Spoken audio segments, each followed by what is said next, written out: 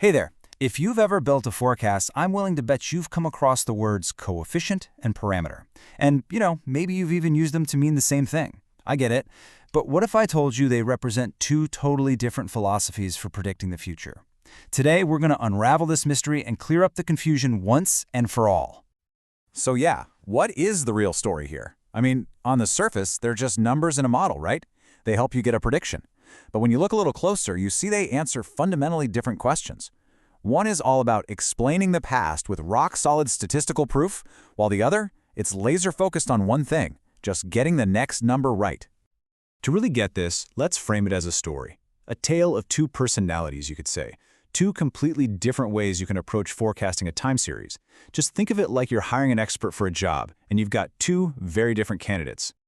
So, on one side, you have the architect. Architects love models like ARIMA. They are obsessed with understanding the deep, underlying structure of the data. They want to build this detailed blueprint that shows exactly how the past shapes the present. And on the other side, we've got the adapter. Adapters prefer models like exponential smoothing.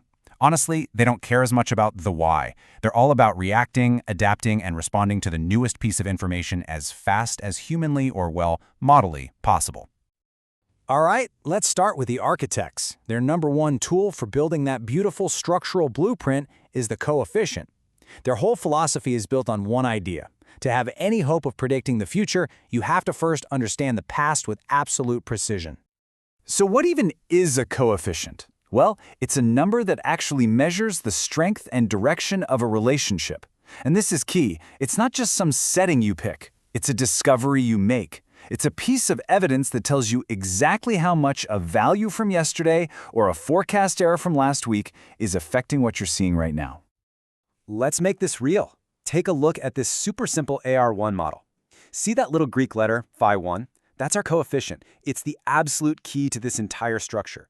If we run our analysis and find out that phi is, say, 0.5, it literally means that 50% of yesterday's value carries over to influence today's value. It's a direct, measurable connection to the past. Now here's the crucial part. Architects don't just guess these coefficients. Oh no, they estimate them using really rigorous statistical methods. Their goal has a name. It's called inference. They have to prove, like a detective, that the relationship they found is real and isn't just some random fluke. They do that by calculating things like confidence intervals and p-values to say, with authority, I am 95% confident this relationship is not zero and truly exists. Okay, let's totally switch gears now and meet our other personality, the adapter. Their whole approach is completely different. They aren't worried about proving anything about the past. They're all about flexibility, being responsive, and just getting the next forecast right. And their go-to tool is the smoothing parameter. So a smoothing parameter, you'll often see it called alpha, beta, or gamma, is nothing like a coefficient. It is not a measurement of some deep relationship.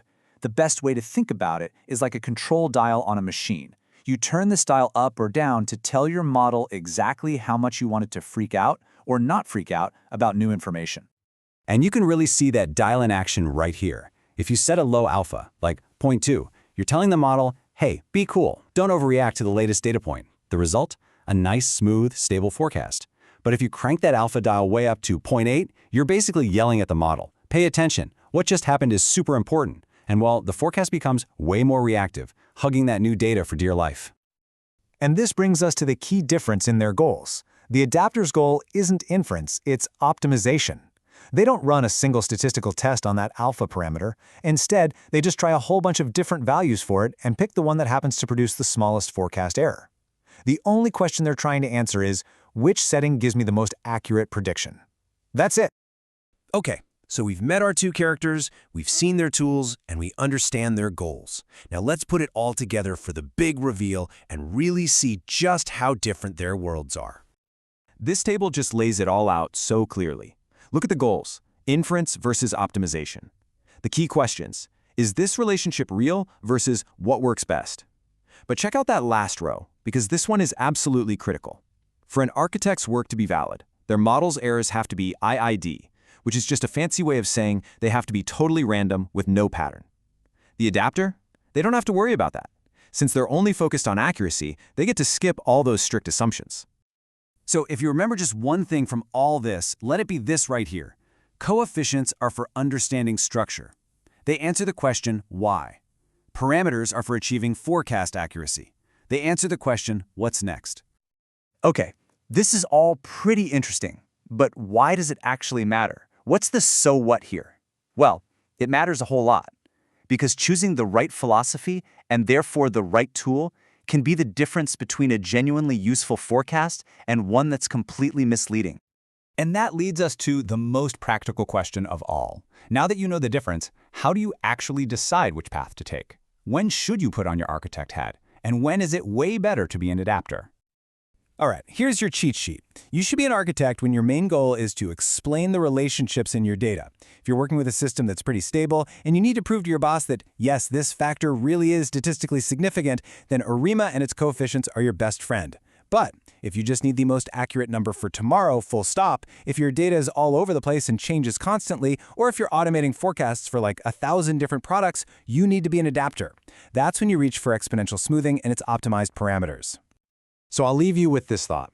The next time you sit down to build a forecast, the very first thing you need to decide isn't which model to use. It's which question you're really trying to answer. Are you an architect asking why? Or are you an adapter asking what's next? Your answer to that question will tell you everything you need to know.